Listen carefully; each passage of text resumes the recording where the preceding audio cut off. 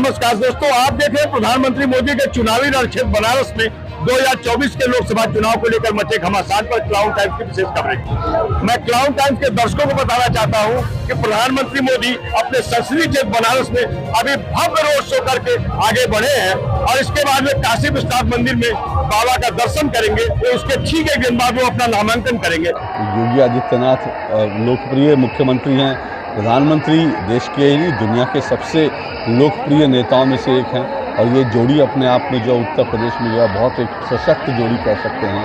और यहाँ पर जैसा हम बता रहे हैं मंत्रोच्चार चल रहा है, महिलाएं जो हैं यहाँ पर बच्चियाँ जो हैं मंत्रोच्चार कर रही हैं और प्रधानमंत्री का एक काफिला जो है शुरू हो गया है। इस तरह के रोड शो जो हैं, आपने जैसे बिल्कुल सही कहा, प्रधानमंत्री अब तक जब रोड शो करते हैं कहीं भी उन्होंने इन चुनाव में रोड शो किया है तो उनके साथ लोकल प्रत्याशी जो हैं ज़रूर हुए हैं, लेकिन यहाँ पर प्रधानमंत्री नरेंद्र मोदी खुद ही उम्मीदवार हैं, खुद ही प्रत्याशी हैं, इसलिए वो और मुख्यमंत्री योगी आदित्यनाथ उनके साथ हैं। और ये 5 किलोमीटर का सफ़र है, 100 से ज़्यादा पॉइंट्स बनाए गए हैं जिसको हम बार बार बता रहे हैं। आगे महिलाओं का जत्था चल रहा है, महिलाएं चल रही हैं, मातृशक्ति जो है वो चल रही हैं और महिलाओं की का वोट जो है हमेशा, आप जितने चुनाव हुए हैं उनमें एक बड़ी बात है ये यहाँ पर आरती जिस तरह से गंगा आरती होती है उसी तरह से यहाँ पर जो है एक पॉइंट है जहाँ पर लोग आरती कर रहे हैं। दीपोत्सव जो है इस तरह से दीपों की आरती कर रहे हैं। ये इस तरह के कई अलग अलग दृश्य आपको देखने को मिलेंगे काशी में, बनारस में, जहाँ पर प्रधानमंत्री नरेंद्र मोदी का इस वक्त रोड शो चल रहा है। हुजूम देखिए आप, ये दूर दूर तक आपको सिर्फ नरमुंड दिखाई देंगे और दूर दूर तक जो है आपको लोगों के भगवा दिखाई देगा, लोग दिखाई देंगे और इस तरह से पूरा वाराणसी ऐसा लगेगा। कुछ देर में आप देखेंगे, जब ये देखिए लोग सड़कों पर चढ़े हैं अपने प्रिय नेता की एक झलक पाने के लिए। कोई टंकी के पास जाकर खड़ा हुआ है, कोई छत पर खड़ा है, बच्चे, महिलाएं, बुजुर्ग सब खड़े हैं प्रधानमंत्री की एक झलक पाने के लिए। और प्रधानमंत्री अक्सर वहाँ जाते हैं, कई बार वहाँ जाते हैं, लेकिन जितनी बार जाते हैं उतनी बार उनको वहाँ प्यार मिलता है, उतनी बार उनको दुलार मिलता है। और प्रधानमंत्री नरेंद्र मोदी कई बार ये कह चुके हैं कि वाराणसी ने, काशी ने उन्हें जो प्यार दिया है, उन्हें जो दुलार दिया है, उसको वो कैसे लौटाएंगे, ये उनको हमेशा इस बात की चिंता रहती है। शंखनाद भी अशोक जी सुनाई पड़ रहा है और जो गंगा आरती का विहंगम दृश्य होता है उसका भी प्रदर्शन यहाँ पे किया जा रहा है और ये दिखाता है कि काशी की पहचान माँ गंगा की आरती के साथ में एक नए स्तर तक पहुंची है। प्रधानमंत्री ने जिस प्रकार से घाटों की साफ सफाई की और 2014 की वो तस्वीर हम सब नहीं भूल सकते, जब खुद झाड़ू लेकर प्रधानमंत्री ने उस साफ सफाई के अभियान की शुरुआत की थी और 2014 की उस साफ सफाई के अभियान के बाद से 2024 तक कैसी एक नई काशी, दिव्य काशी, भव्य काशी का एक निर्माण हुआ है और एक नई पहचान के साथ में आज दुनिया के सामने मौजूद है।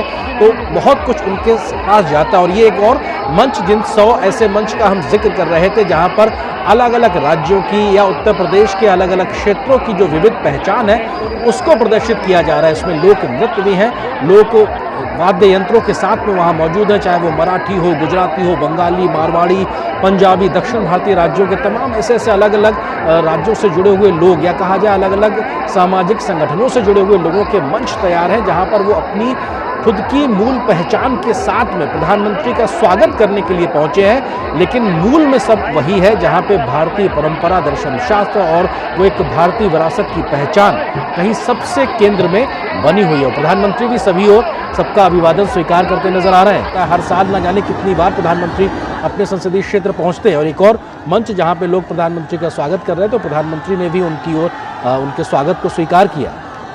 देखिए, बहुत जैसे मैंने कहा बहुत चौड़ी सड़कें वहाँ नहीं हैं। वो आप देख रहे होंगे कि आसपास कितने पास में लोग खड़े हैं और जो है अभी भी ये हम जो देख रहे हैं वो मुझे लग रहा है ये अभी हम लंका चौक के पास से, ये पीछे हुजूम है लोगों का जहाँ से अभी ये पूरा का पूरा काफिला गुजर रहा है और 5 किलोमीटर का सफ़र है और मुझे लगता है कि ये 4 से 5 घंटे तक ये प्रधानमंत्री का ये काफिला जो है कितना समय ले सकता है। ये रोड शो जो है भव्य और दिव्य रोड शो है ये।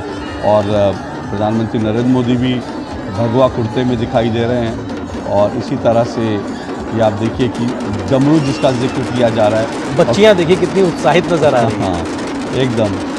छोटी छोटी बच्चियां हैं जो वहाँ पर नृत्य कर रही थी, अब प्रधानमंत्री नरेंद्र मोदी को मंत्रमुग्ध होकर देख रही हैं। वहाँ तक भारत पहुँचा है, वहाँ तक तिरंगा पहुँचा है, तो इसलिए अपने आप में एक इम्पॉर्टेंट ये है। देखिए काशी अग्रवाल समाज, तो ये इसका बोर्ड लगा, और काशी में मैं फिर कह रहा हूँ बार बार, काशी में हर तरह के लोग आपको मिलेंगे, क्योंकि एक व्यावसायिक नगरी बन गई है काशी में। जो अब काशी का साड़ी का उद्योग है, और इम्पॉर्टेंट बात ये भी है आनंद, काशी में बड़ी तादाद में मुस्लिम लोग हैं जी। ये जो पूरा साड़ियों का कारोबार है, इसमें जितने कारीगर हैं उसमें मैक्सिमम जो है मुस्लिम परिवार हैं, और वो सब भी प्रधानमंत्री नरेंद्र मोदी का स्वागत करने के लिए मौजूद रहते हैं, क्योंकि काशी की जो एक पहचान बनी है, उससे वहाँ पर जो छोटे छोटे रोज़गार थे उनकी भी पहचान बनी है। और वो बनारस की साड़ी, पहले भी कहा जाता था कि बनारसी साड़ी, अगर घर में शादी हो तो शादी में जो है कम से कम 5 जोड़ी बनारसी साड़ी ज़रूर होनी चाहिए, लेकिन आज जो है हर घर में हर महिला के लिए बनारस की साड़ी उसके लिए इम्पोर्टेंट हो गया है। ये काफिले से गुजरते हुए आप जो लोगों की भीड़ देखते हैं, तो आप कह सकते हैं कि उस सांसद का, उस प्राइम मिनिस्टर का अपने लोगों से कितना कनेक्ट है। और ये जब आप इस भारत के साथ में अगर आप दुनिया के किसी दूसरे देशों में देखेंगे, तो शायद किसी लोकतांत्रिक देश में इस तरह का नजारा आपको शायद नहीं दिखाई देगा। तो ये एक सांसद का, एक नेता का अपना व्यक्तित्व होता है, उसका एक लगाव होता है, जो अपने क्षेत्र के प्रति, अपने लोगों के प्रति वो किस तरह का एक भाव और किस तरह की अपने संवाद को कायम रखता है। अगर हम अपने धार्मिक प्रतिष्ठानों को, अपने प्रतिष्ठित जो धार्मिक स्थान है, उसकी साफ सफाई नहीं रख पाते हैं, उसकी भव्यता को नहीं बना पाते हैं, तो स्वराज मांगने का हमारा कोई अधिकार नहीं है। ये गांधी जी के शब्द थे। अब ये सवाल तो जरूर ये पूछा जाएगा कि आजादी के इतने सालों के बाद भी काशी की भव्यता क्यों नहीं लौटी। जो अपनी विरासत को संभालने वाले लोग हैं, वो देखिए अलग अलग परंपराओं में किस तरह से मोदी के इस भव्य रैली का एक हिस्सा बने हैं। तो ये इसलिए हुआ है कि जब आपने काशी को अपना माना है, जब आपने भारत की सांस्कृतिक सूत्र को एक स्थापित करने के लिए काशी को एक माध्यम माना है। तो आज मैं सुन रहा था, अपने ही चैनल पे दिख रहा था, जो बनारस के सीईओ बता रहे थे काशी विश्वनाथ कॉरिडोर के, कि पर डे वहाँ 3 लाख लोग दर्शन करने पहुंचते हैं। तो आप सोचिए कि जिस जगह में तीर्थ यात्री 3 लाख रोज पहुंच रहे हैं, उस जगह की इकोनॉमी के क्या हुआ होगा। तो ये सोशियो इकोनॉमिक ने काशी की एक सूरत बदली है।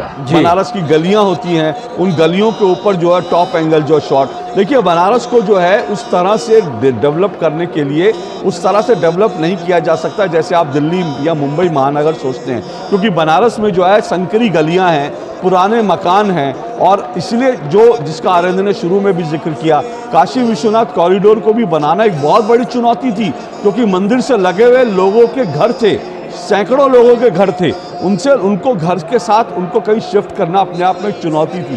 तो उसके लिए पूरा का पूरा जो है लोगों को वहाँ से शिफ्ट किया गया, और तब जाके पूरा शहर का विकास हुआ। लेकिन आप पूरे बनारस में उस तरह का विकास नहीं कर सकते। लेकिन सीवर लाइनें वहाँ पर डली हैं, इतनी संकरी गलियाँ होने के बावजूद सीवर लाइनें वहाँ डली हैं। ये देखिए, ये ट्रेडिशनल सिटी है। यहाँ पर आप ऐसा नहीं कर सकते कि सड़कें बहुत चौड़ी कर देंगे, क्योंकि वो आपको पुराने मकान हैं, और ये जो है 100 साल पुराने मकान है, आप मकान तोड़ कर नहीं सड़क चौड़ी कर सकते। इन सड़कों, इन गलियों के बीच से आप देखिए एक गाड़ी बमुश्किल निकल पाती है। ये बनारस की अपनी जो है ट्रेडिशनल चीज़ है, बनारस की अपनी जो है विशेषता है ये। तो बनारस में संकरी गलियां हैं, उसके बावजूद आप अगर बनारस में जाएंगे तो आज आपको काशी विश्वनाथ धाम या जो घाट पे जाने के लिए आपको वहाँ पर फिर भी बहुत अच्छी व्यवस्था मिलेगी। ये बनारस में, काशी में बहुत बड़ा परिवर्तन हुआ। आप जो ये तस्वीरों का जिक्र कर रहे थे कि छोटी सी गलियों में प्रधानमंत्री का काफिला जाना, 2 बातें मेरे जहन में आई। एक तो ये कि आप जब कई बार लोग पसंद नहीं करते कि साहब क्यों जाना है, दूसरा कई बार सुरक्षा के कारण भी होते हैं, तो आप हिम्मत करते हैं, जुड़ाव महसूस करते हैं, तब आप इस प्रकार से जो छोटी सकरी गलियां हैं वहां पर भी जाकर लोगों के साथ जुड़ने का एक तरीके से मौका देखते हैं। और लगातार प्रधानमंत्री के इस रोड शो के दरमियान कई बड़े बड़े बैनर्स लगे हुए हैं जिसमें तमाम बातों का जिक्र भी है। उनमें से एक इस बात का भी जिक्र है कि आस्था से नहीं होगा खिलवाड़। काशी में इस बात को पुनर्स्थापित करना कि आस्था से खिलवाड़ नहीं होगा, इस बात को लगातार बीजेपी तमाम मंचों पर कहती रही है। प्रधानमंत्री लगातार अपनी बातों में रखते रहे इस संवाद है। काशी तमिल संगमम भी अपने आप में उसमें एक बड़ा उदाहरण के तौर पर हमारे सहयोगी शैलेंद्र मिश्र भी बनारस से हमारे साथ लगातार जुड़े हुए हैं। शैलेंद्र, किस तरह से आप देखते हैं, क्योंकि विरासत के साथ विकास की तस्वीरें काशी से लगातार आती रही हैं, चाहे रोड से लेकर ट्रीटमेंट प्लांट जिसकी वजह से पानी की व्यवस्था को ठीक करना हो, गंगा सफाई का काम करना हो, नेक्स्ट जनरेशन या उच्च तकनीक का ढांचागत विकास की बात हो, ट्रांसपोर्ट फैसिलिटीज को विकसित स्तर तक ले जाना हो, कन्वेंशन सेंटर के माध्यम से विश्व स्तरीय कार्यक्रम को कराने का जिक्र हो, चाहे सिटी कमांड सेंटर के माध्यम से कैमरों की निगरानी में ट्रैफिक व्यवस्था को सुदृढ़ और मजबूत करना हो, अंडरग्राउंड केबलिंग आप लगातार जिक्र कर रहे हैं, या फिर कार्गो सेंटर के माध्यम से यहाँ के उत्पादों को वैश्विक स्तर तक ले जाना हो। कि रामलला की प्राण प्रतिष्ठा का मुहूर्त देने वाले पंडित शास्त्री वो प्रस्तावक हो सकते हैं, इस बात की बहुत चर्चा है। हमने देखा था कि 2014 में पंडित चुन्नूलाल मिश्र को प्रस्तावक बनाया गया था। उसके बाद हमने देखा कि अलग अलग समाज से आने वाले लोगों को प्रस्तावक बनाया गया। तो हर बार किस तरह से काशी के लोगों को जोड़ा जाए, किस तरह से यहाँ से संदेश दिया जाए, इस सभी को साथ लेकर प्रधानमंत्री नरेंद्र मोदी आगे बढ़ना चाहते हैं। और काशी से जब वो चुनाव लड़ रहे हैं तो काशी की चिंता है, ये इसी वजह से हर वर्ग के लोगों को साथ लेकर हमने देखा है कि प्रस्तावकों में नाम समय समय पर ऐसे वर्ग से जुड़े लोगों का आता रहा।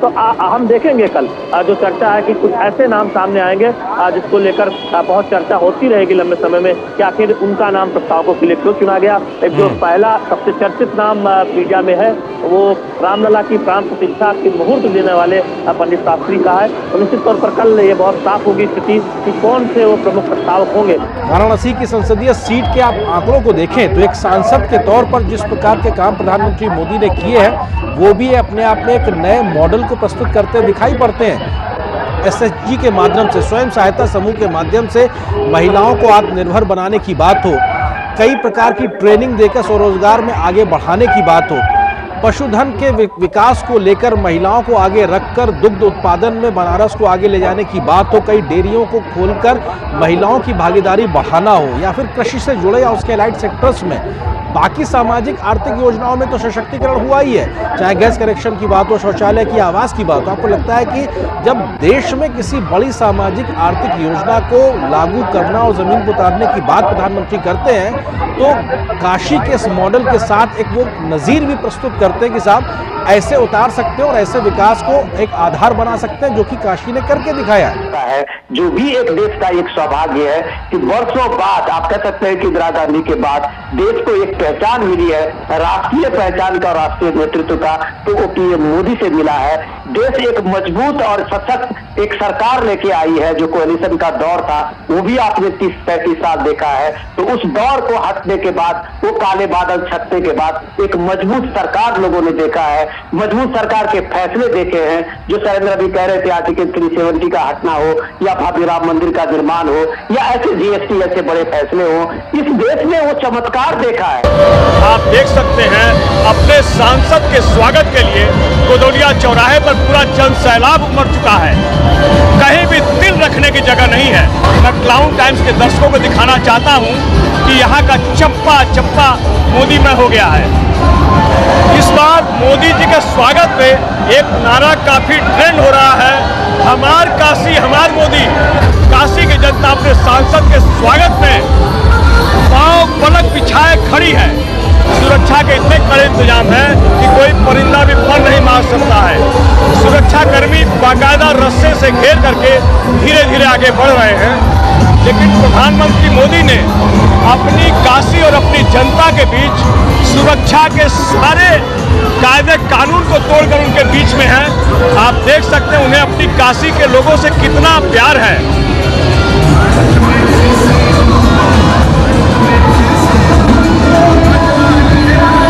अभी थोड़ी देर पहले आप देख रहे थे मदनपुरा जो मुस्लिम बाहुल इलाका है, वहां मुस्लिम समुदाय के लोग हजारों की संख्या में अपने सांसद प्रधानमंत्री मोदी के स्वागत में सड़क पर उतर चुके थे। ये प्रधानमंत्री मोदी का हैट्रिक है और अब की बार उनका नारा है 10 लाख के पार। इस वक्त आप देख सकते हैं प्रधानमंत्री मोदी गोदौलिया चौराहे पहुंच चुके हैं और अपना हाथ हिलाकर सभी का अभिवादन स्वीकार कर रहे हैं। मोदी जी के साथ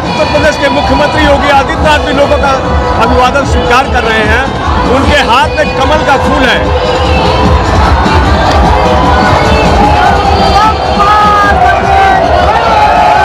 सांसद जी के ऊपर फूलों की वर्षा हो रही है और मुझसे ढोल नगाड़ों के साथ आरती का संचालन किया गया। ढोल नगाड़ों के बीच आरती धुन सुन रहे होंगे आप। तो ये भगवान शिव की नगरी है। कहते हैं कि भगवान शिव ने इसे बसाया था। कहा जाता है कि कंकड़ कंकड़ मेरा संकट, मैं शहर शहर अविनाशी हूँ, मैं काशी हूँ, मैं काशी हूँ, मैं काशी हूँ, मैं काशी। ये काशी है और काशी, लेकिन काशी में बाबा जब बात करते हैं प्रधानमंत्री जी को मुझे माँ गंगे ने बुलाया है, तो आप एक बात मानते चलिए कि बिना बुलाए हुए काशी में कोई नहीं आता।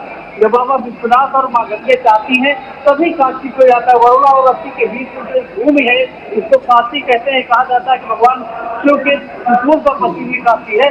तो यहाँ तभी आएगा जब वो बुलाएंगे, उससे पहले कोई यहाँ नहीं आता है। तो भगवान शिव ने उनको सुना है, उनको इसलिए सुना है कि काशी को कैसे डेवलप किया जाए, काशी को कैसे महिमा मंडित किया जाए, कैसे हमारा कारिडोर बनेगा। कोई न कोई निमित्त बनता है। प्रभु कभी स्वयं काम करने नहीं आते हैं। तो जो निमित्त है वो प्रधानमंत्री नरेंद्र मोदी हैं, जिनके कारण के सारा कारिडोर बना हुआ। जो भी अगर काशी आया है वो देख जान सकता है कि पुरानी और नई काशी में क्या बदलता है।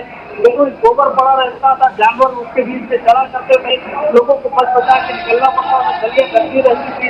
अब जब आप काशी आओगे तो आपको लगेगा कि पुराने शहर आए हैं, लेकिन नया शहर है, नई रंग बिरंगी बसावट है, नई बसावट है, नई तरीके से लोगों की सोचने का नजरिया बदला है। ये काशी है जहाँ हर गली में आपको कोई न कोई पद्मावती मिल जाएंगे, कोई न कोई पुरस्कार मिल जाएंगे, भारत सरकार के तमाम और विद्वान मिल जाएंगे। काशी में एक विद्वान ऐसे हैं कि धोती पहने हुए चप्पल तक हुए घूम रहे होंगे। ये काशी है और काशी में एक से एक विद्वान आते हैं। अगर उन्होंने नरेंद्र मोदी को सुना है तो कोई न कोई बात नरेंद्र मोदी में रही होगी, कोई न कोई उद्देश्य लेकर के नरेंद्र मोदी को भगवान शिव ने चुना होगा काशी के लिए। तो भगवान शिव इंतजार कर रहे हैं कि वो आए और उनको प्रणाम करें, नमन करें। तो अपने जो अनुयायी हैं, जो अपने श्रद्धालु हैं, उसको प्रभु शिव बहुत गंभीरता से मानते हैं, देखते हैं और उनको पूरी ऊर्जा देते हैं।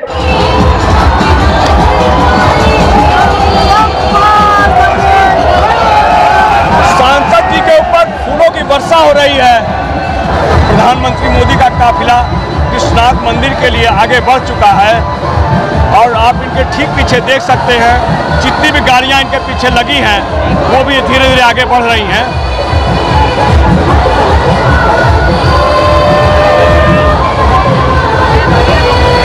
छूना बेमानी होगा वो है काशी को जलमार्ग के माध्यम से जोड़ना। और जलमार्ग के माध्यम से सिर्फ इतना ही नहीं कि वहाँ पर नाव चले या क्रूज चले, बल्कि व्यावसायिक गतिविधियों के लिए वहाँ पर बड़े बड़े तरीके से जहाज भी पहुँचें, इस बात को भी सुनिश्चित करने की व्यवस्थाएं की गई हैं, जो कि काशी और आसपास के इलाके की व्यावसायिक गतिविधियों के लिए एक बड़ा केंद्र के तौर पर विकसित हो, और ऐसी व्यवस्थाएं की गई हैं। तो जलमार्ग के माध्यम से भी जुड़ाव व्यावसायिक तरीके से जो वहाँ की आर्थिकी को बेहतरी दे, वो भी अपने आप में बेहद महत्वपूर्ण है। इस विषय को भी छूना जरूरी है। मैं राजस्थान से आया हूँ, विजयपाल नाम है। खाटू श्याम जी सालासर बालाजी के पास है, सुजानगढ़, वहां से आया हूँ 1 महीने के लिए अपने यहाँ वाराणसी में महादेव की सेवा में, ये सोच करके कि अपने लोकतंत्र के काम में मेरा भी कुछ योगदान हो। हम हमारे वहाँ पर विभिन्न अभियान चलाते हैं, उसमें हमारा सबसे प्रमुख मुद्दा यही रहता है कि अपना लोकतंत्र कैसे मजबूत हो। हमें जो आजादी मिली है, जो वोट के अधिकार की जिम्मेदारी मिली है, इस जिम्मेदारी पर हम खड़े कैसे उतरें। और ये जो अपना वाराणसी का इलाका है, ये वो लोकसभा क्षेत्र है जहां के सांसद अपने देश के 2 बार से प्रधानमंत्री हैं।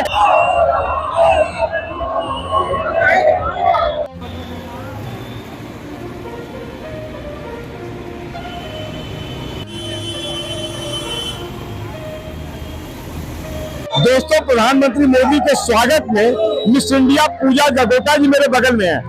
पूजा जी, प्रधानमंत्री मोदी के स्वागत में लाखों का जन सैलाब उमड़ा है। आप कहां से और आप क्या कहना चाहेंगी? मोदी जी के स्वागत में काफी भीड़ है यहाँ पे। इस समय हम लोग गदौलिया चौराहे पर हैं, बहुत आनंद मिल रहा है। नरेंद्र मोदी जी के स्वागत में इतनी जनता उमड़ी है और इतना उन्होंने अपने बनारस का विकास किया है। और इस बार मतदान पहले होगा, जलपान बाद में होगा। अब की बार मोदी सरकार, हर हर मोदी, घर घर मोदी। राजन तिवारी जी प्रख्यात गायक है। राजन जी, आप मंच पे भी बहुत बेहतर गाना गा रहे थे। क्या गा रहे थे स्वागत में मोदी जी के? जन जन की ललकार अब की 400 पार, मोदी आएंगे, हो मोदी आएंगे, आएंगे मोदी आएंगे। जन जन की ललकार काशी करता हूँ कार, अब की 400 पार मोदी आएंगे। श्रद्धा पांडे, आप तो तुम छोड़ने वाले नहीं है, और आप बताएं मोदी जी के स्वागत में क्या गीत कहना चाहती हैं? मैं गायिका श्रद्धा पांडे क्लाउन टाइम्स चैनल के माध्यम से मोदी जी के आगमन पर, मोदी जी ने गंगा माँ को अपनी माँ माना है, इसलिए कहना है गंगा माई के मानी महतरिया, मोदी जब आई काशी नगरिया, मिशन बनाया नमामि गंगे सा, नमामि गंगे सा, नमामि गंगे सा, काशी बनारस गुलाब जैसा, काशी बनारस गुलाब जैसा, मोदी ने इसको सजाया कैसा। श्रद्धा जी ने पूरे बनारस में जो प्रधानमंत्री मोदी ने विकास किया है उसको अपने गीतों के माध्यम से बड़े ही अच्छी तरीके से मेरे को बताया है। बहुत राजन जी, बहुत धन्यवाद दूंगा आपके चैनल को कि क्लाउन टाइम एक ऐसा चैनल है काशी का जो काशी की हर खबर को, हर गलियों की बात को पूरे विश्व के गलियों में फैलाता है। बहुत बहुत धन्यवाद।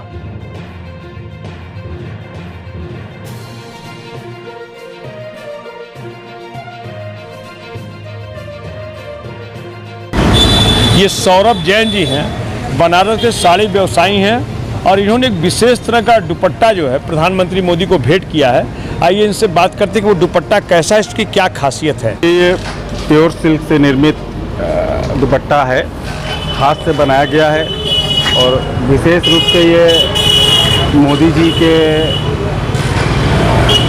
लिए हम लोग ने इसको निर्मित किया है। बनारस की उत्कृष्ट कला इसमें पिरोई गई है, सारा वीविंग करके ये बनाया गया है। ये दुपट्टा तिरुप दुपट्टा हम लोग ने जब मोदी जी को, जब उनका रोड शो यहाँ से गुजर रहा था, तो हम लोग ने जब ये उनको दिखाया तो उन्होंने तुरंत इशारा करके ये दुपट्टा अपने एसपीजी को अपने पास मंगाया और अपने गले में इसको पहना। हम सभी बहुत इससे प्रसन्न हैं और बहुत उत्साहित हैं।